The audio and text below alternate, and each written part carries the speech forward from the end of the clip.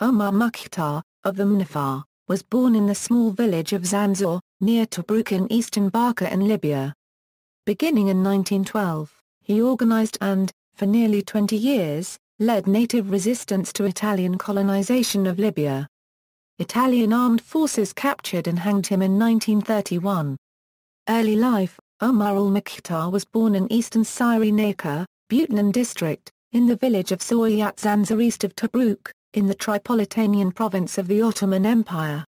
He was orphaned early and was adopted by Sharif el-Gariani, nephew of Hussein Gariani, a political religious leader in Cyrenaica. He received his early education at the local mosque and then studied for 8 years at the Senussi University at Jabab, which was also the headquarters of the Senussi Ibadi movement. In 1899 he was sent with other Senussi to assist the warlord and slave trader Rabia Zubair in Chad. Italian invasion. In October 1911, during the Italo-Turkish War, an Italian naval contingent under the command of Admiral Luigi Ferravalli reached the shores of Libya, then a territory subject to Ottoman Turkish control. The admiral demanded that the Turkish administration and garrison surrender their territory to the Italians or incur the immediate destruction of the city of Tripoli and Benghazi. The Turks and their Libyan allies withdrew to the countryside instead of surrendering, and the Italians bombarded the cities for 3 days, then proclaimed the Tripolitanians to be committed and strongly bound to Italy.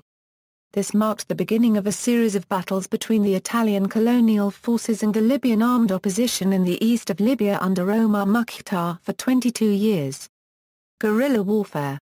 A teacher of the Quran by profession, Mukhtar was also skilled in the strategies and tactics of desert warfare. He knew local geography well and used that knowledge to advantage in battles against the Italians, who were unaccustomed to desert warfare. Mukhtar repeatedly led his small, highly alert groups in successful attacks against the Italians, after which they would fade back into the desert terrain. Mukhtar unregistered trademark S-men skillfully attacked outposts, ambushed troops, and cut lines of supply and communication. The Italian army was left astonished and embarrassed by his guerrilla tactics. In the mountainous region of Jebel Akhdar in 1924, Italian Governor Ernesto Bombelli created a counter-guerrilla force that inflicted a severe setback to rebel forces in April 1925. Mukhtar then quickly modified his own tactics and was able to count on continued help from Egypt. In March 1927, despite occupation of Guerrilla from February 1926 and increasingly stringent rule under Governor Attilio Terrazzi, Mukhtar surprised Italian troops at Rahiba. Between 1927 and 1928, Mukhtar reorganized the Senusite forces, who were being hunted constantly by the Italians. Even General Terrazzi recognized Omar's qualities of exceptional perseverance and strong willpower.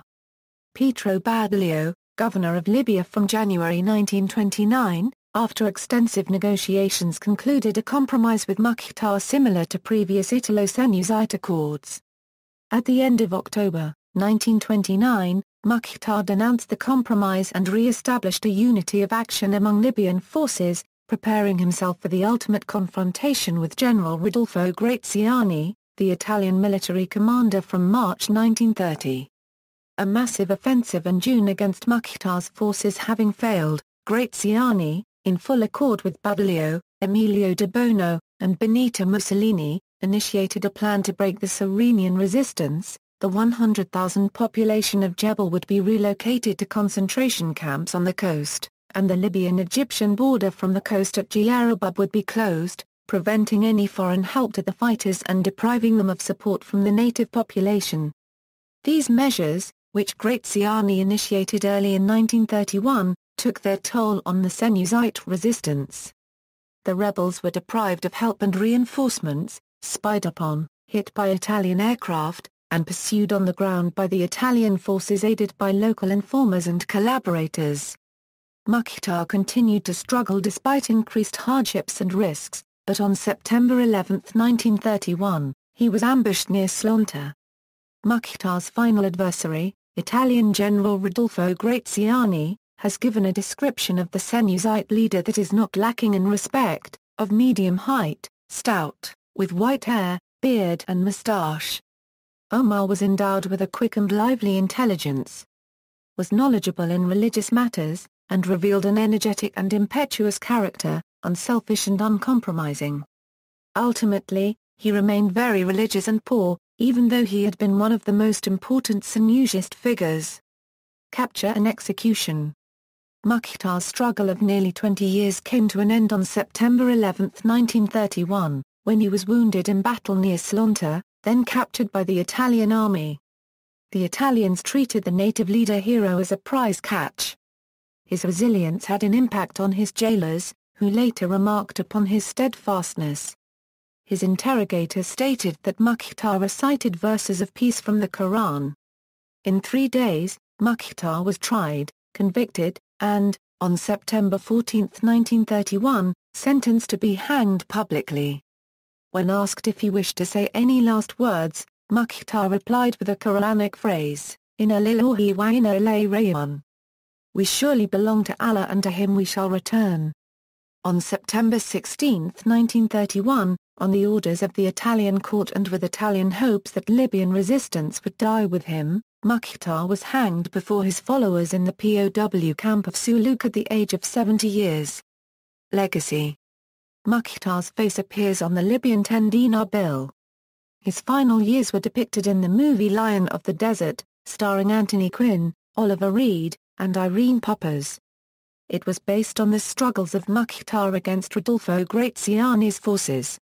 Omar al-Mukhtar University. In 2009, Libyan leader Muammar Gaddafi wore a photograph of Mukhtar in Italian captivity on his chest while on a state visit to Rome, and brought along Mukhtar's elderly son during the visit. With the Libyan civil war beginning February 17, 2011, Omar Mukhtar again became a symbol for a united, free Libya, and his picture is depicted on various flags and posters of the Free Libya movement. Rebel forces named one of their brigades the Omar Mukhtar Brigade after him. A masjid is named after Mukhtar in Tampa, Florida, USA, known as Masjid Omar al-Mukhtar. A street is named after Mukhtar in Gaza City, known as Omar Mukhtar Street. A street is named after Mukhtar in Cairo, Egypt, known as Omar al-Mukhtar Street. A street is named after Mukhtar in the West Bay area of Doha, Qatar, known as Omar al-Mukhtar Street. A street is named after Mukhtar in Tunisia, in the city of Bizerta. References. External links: Italian occupation and resistance, secret proceedings in the Benghazi trial, why Libya commemorates the Black Day, Lion of the Desert at the Internet Movie Database.